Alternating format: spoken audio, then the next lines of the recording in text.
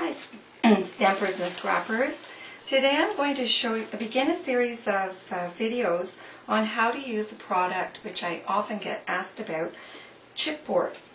Chipboard you might recognize in a format like this. It can come in boxes already prepared in a color, and even this one has a texture. I don't know if you can see that.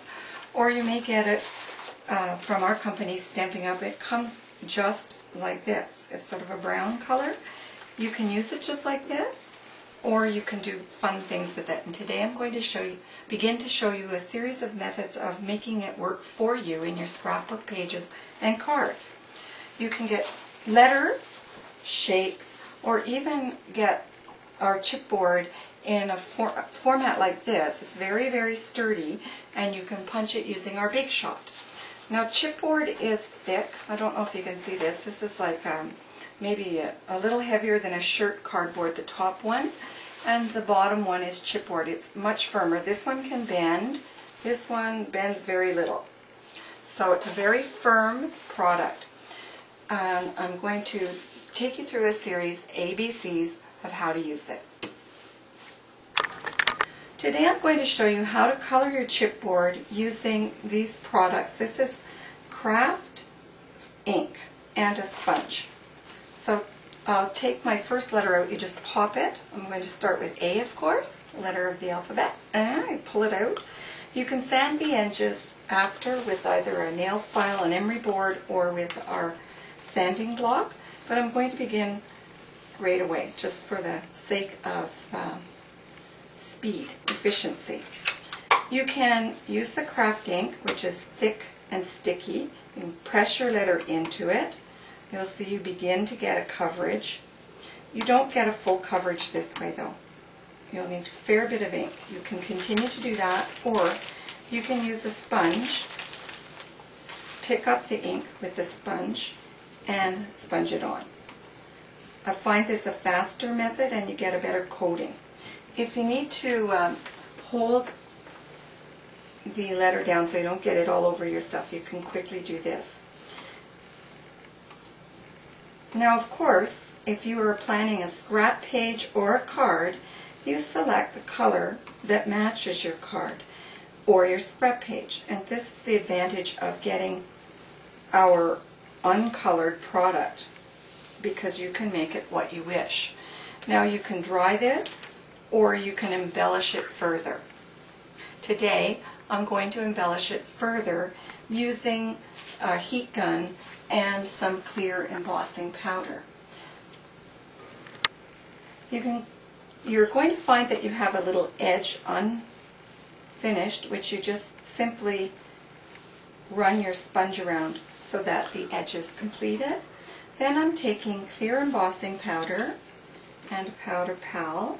You can put it in like this in your powder, or you can coat your letter or your chipboard with your chipboard design just with the embossing powder. And you don't use much embossing powder for this, really. Shake it all off and it goes back in the jar afterwards. Because you don't need to hear the noise of my heat tool, I'm going to stop the video while I do the heat gun. But you know that you'll be heating it and watching it change color.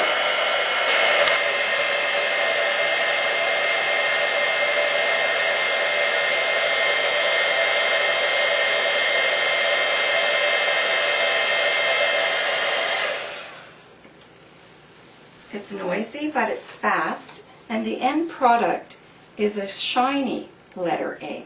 Now, I think I might put another coat of this on to make it even glossier.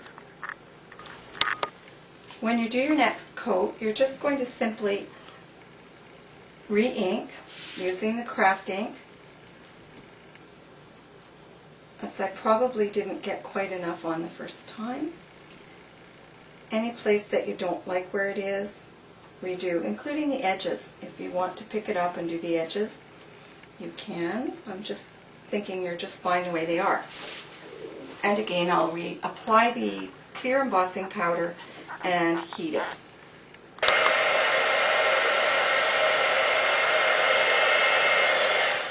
Wow, I really like this finished product. Talk about glitz. Beautiful. So 2 coats this time, but not always 2 coats, to make a finished product that matches your scrap or stamp or scrap page or your card. Now this is, I don't know if you can see it in the camera, very glossy. And the advantage again to using the chipboard that isn't colored is you can use any color of craft ink to make a letter that matches your page.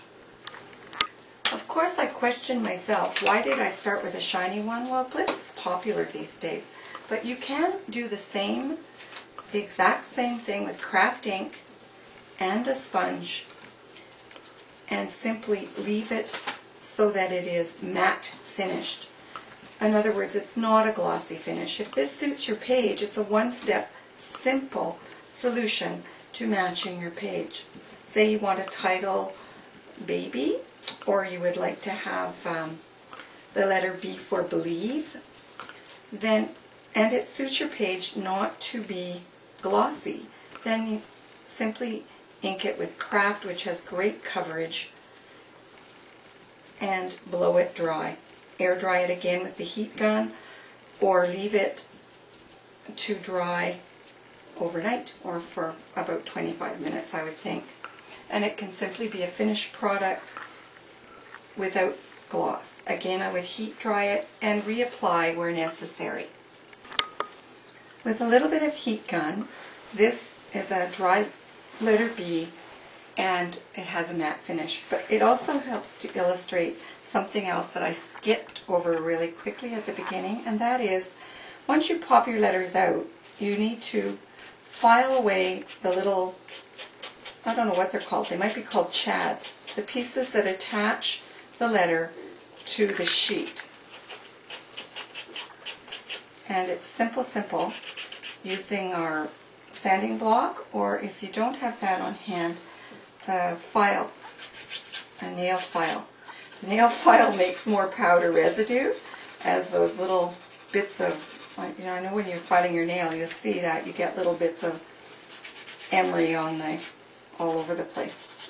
They come off for some reason, but they're helpful to get into difficult places. So if you do this first, of course, your letter's completed as soon as you have embossed it. So today, again, is just the beginning of a series of videos that I am going to make showing you the ABCs of what you can do with chipboard.